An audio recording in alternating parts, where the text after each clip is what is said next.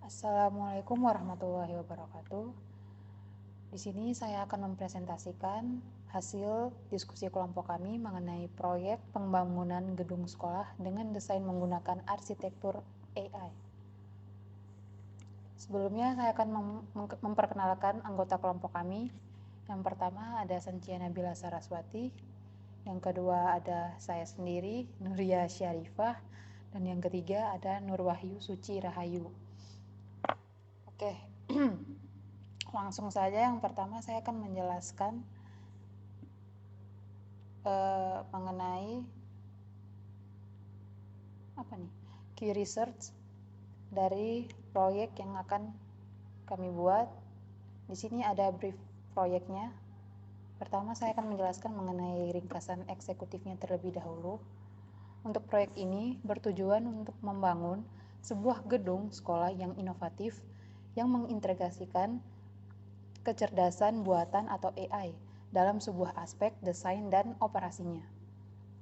Dengan berfokus pada efisiensi, energi, keamanan, dan metode pembelajaran yang inovatif, proyek ini akan menciptakan lingkungan pembelajaran yang modern, efisien, dan berkelanjutan. Yang kedua, latar belakang. Latar belakang dari proyek yang akan kami buat ini yaitu pendidikan yang berkualitas merupakan aspek krusial dalam pengembangan masyarakat. Dalam era teknologi yang terus berkembang, integrasi kecerdasan buatan berupa AI dapat mengubah paradigma pembelajaran dan menciptakan lingkungan sekolah yang lebih efisien, aman, dan inovatif.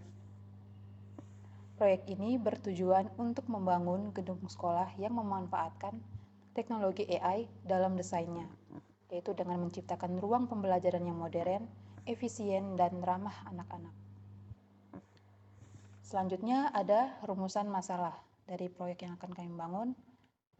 Yang pertama, poin pertama itu ada ketersediaan energi yang efisien, yang mana bagaimana kita dapat menggunakan kecerdasan buatan atau AI untuk mengoptimalkan penggunaan energi di dalam gedung sekolah sehingga menciptakan lingkungan yang efisien dan berkelanjutan.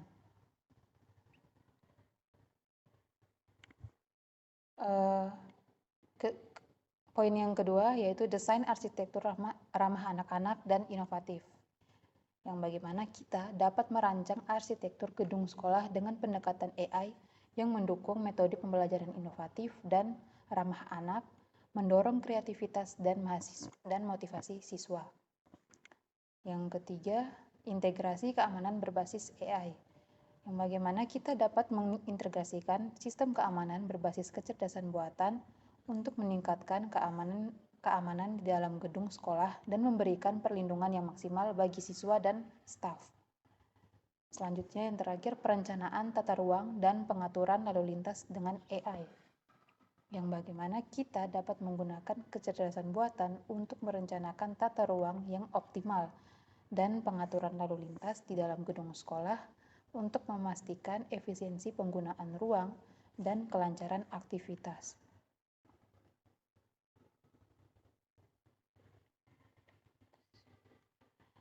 Selanjutnya, solusi yang diajukan. Yang pertama, implementasi dari sistem otomatisasi energi yang berbasis AI untuk mengontrol pencahayaan, pendinginan, dan perangkat elektronik di gedung. Pemanfaatan sensor pintar dan analisis data untuk mengidentifikasi pada konsumsi energi sehingga dapat mengoptimalkan penggunaan energi secara dinamis. Poin yang kedua yaitu menggunakan kecerdasan buatan untuk merancang ruang pembelajaran yang dinamis, fleksibel, dan menyesuaikan dengan kebutuhan siswa. Integrasi elemen desain yang menarik dapat mendukung metode pembelajaran yang inovatif seperti ruang kolaboratif dan teknologi interaktif. Yang ketiga yaitu penerapan kamera, keamanan cerdas, deteksi gerakan, dan analisis citra berbasis AI untuk mendeteksi anomali atau kecacatan dan potensi ancaman. Sistem pengenalan wajah untuk mengontrol akses dan memastikan keamanan area tertentu. Yang keempat, penggunaan algoritma kecerdasan buatan untuk perencanaan tata ruang yang optimal berdasarkan kebutuhan aktivitas. Sistem pengaturan lalu lintas otomatis untuk menghindari kepadatan dan memastikan bahwa arus lalu lintas yang efisien di dalam gedung. Kemudian ada pertanyaan terbuka dari proyek yang akan kami bangun. Yang pertama pertanyaannya bagaimana kita dapat memanfaatkan kecerdasan buatan untuk mengidentifikasi dan mengoptimalkan konsumsi energi di gedung sekolah. Yang kedua, apa saja solusi konkret yang dapat diimplementasikan untuk memastikan penggunaan energi yang efisien dan berkelanjutan. Yang ketiga, bagaimana desain arsitektur yang diintegrasikan dengan kecerdasan buatan dapat menciptakan ruang pembelajaran yang inovatif dan ramah anak-anak. Yang keempat, langkah-langkah konkret. Apa saja langkah-langkah konkret yang dapat diambil untuk mencegah potensi ancaman keamanan dengan memanfaatkan kecerdasan buatan. Yang kelima, apa saja sih solusi yang dapat diimplementasikan untuk mengoptimalkan pengaturan lalu lintas di dalam gedung agar lebih efisien.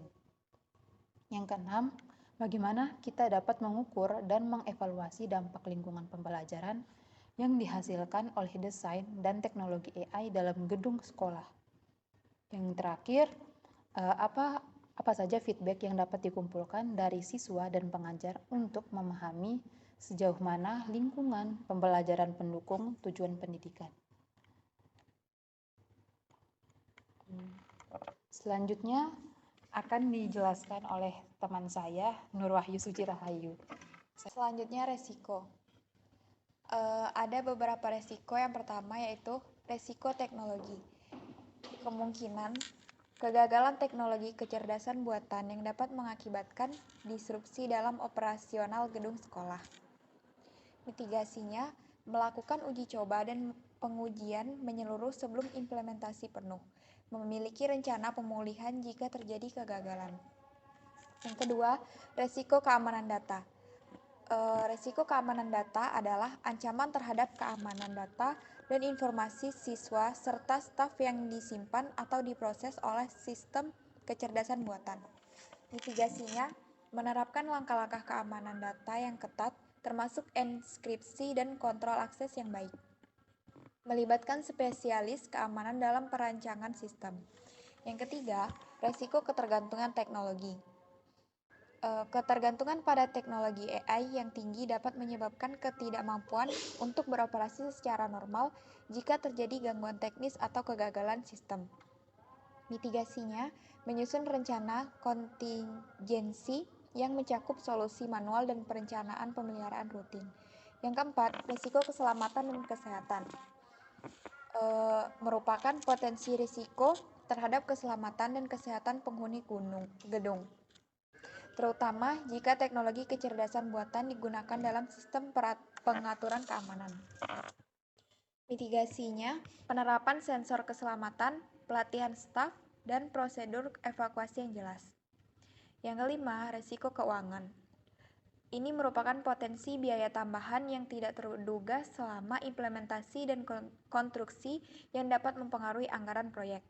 Mitigasinya, melakukan evaluasi biaya yang cermat dan menyediakan dana cadangan yang memadai dalam anggaran proyek.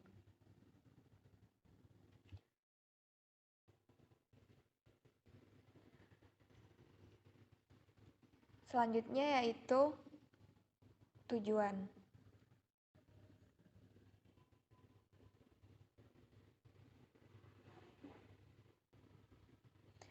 Selanjutnya yaitu tujuan proyek.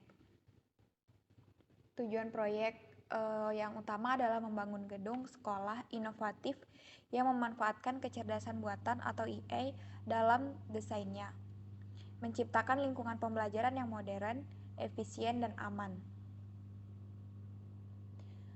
Yang selanjutnya, sasaran proyek.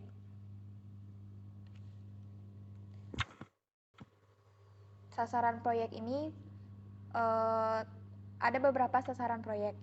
Yang pertama, menciptakan gedung sekolah yang mendukung penggunaan teknologi AI untuk pengaturan energi yang efisien. Yang kedua, menyediakan desain arsitektur yang ramah anak-anak dan mendukung metode pembelajaran inovatif. Yang ketiga, memperkuat keamanan dengan integrasi sistem keamanan berbasis AI. Yang keempat, menggunakan AI untuk perencanaan tata ruang dan pengaturan lalu lintas di dalam gedung sekolah. Dan yang kelima, meningkatkan keberlanjutan dengan menerapkan teknologi ramah lingkungan. Selanjutnya, dilanjutkan oleh teman saya, Sancia Nabila Saraswati.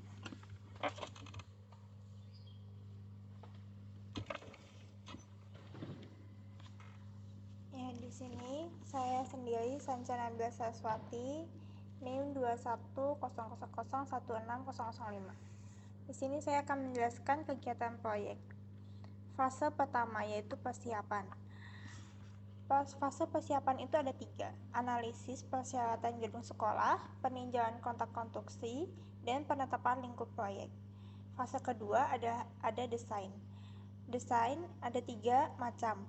Desain arsitektur gedung sekolah menggunakan AI, integrasi AI dalam tata letak ruang pembelajaran, desain fasilitas ekstrakurikuler dan ruang komunal. Yang ketiga ada konstruksi. Ruang konstruksi ada pertama persiapan situs, kedua konstruksi struktural, 3 pemasangan teknologi keamanan berbasis AI, yang keempat instalasi sistem energi efisien. Yang keempat ada pemeliharaan. Pemeliharaan itu terdiri menjadi pemantauan kinerja sistem AI, pemeliharaan rutin gedung sekolah, dan pembaruan sistem keamanan dan energi. Fase kelimanya adalah evaluasi proyek. Ada terdiri dari penilaian keseluruhan proyek, evaluasi efisien energi, dan keamanan. Yang ketiga, penilaian lingkungan pembelajaran. Di sini kami menuliskan kegiatan proyek dalam proyek PBS seperti berikut. Ini fase 1 persiapannya, kemudian ini analisisnya tadi hingga penetapan lingkup proyek, kemudian fase kedua desain, lalu ini fase ketiganya, ini fase keempat, dan terakhir fase kelima evaluasi proyek. Lanjut ke jadwal proyek. Fase 1 itu ada persiapan, itu jadwalnya selama 3 bulan. Yang fase kedua ada desain, itu fasenya selama 4 bulan. Fase ketiga itu konstruksi, berlangsung selama 12 bulan. Fase keempat itu pemeliharaan, dia berkelanjutan setelah konstruksi selesai. Fase kelima atau yang terakhir yaitu evaluasi proyek 2 bulan setelah konstruksi selesai. Kemudian dengan anggarannya sendiri, fase 1 persiapan itu harus disiapkan 750 juta rupiah. Yang kedua, fase kedua desain itu dari 1.200.000.000 rupiah. Fase ketiga itu ada konstruksi, itu membutuhkan biaya 450 juta. Fase keempat itu pemeliharaan, itu biayanya 300 juta per tahun. Fase kelima itu evaluasi proyek terdiri dengan 225 juta. Kemudian dengan penanggung jawabnya sendiri terdiri dari 6, yaitu proyek secara keseluruhan dipimpin oleh Andriam Putawijaya.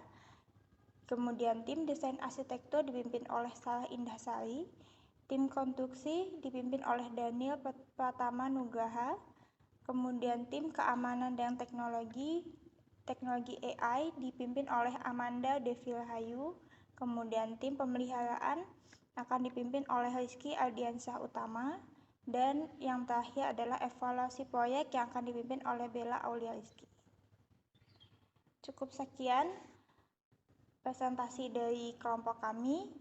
Wassalamualaikum warahmatullahi wabarakatuh.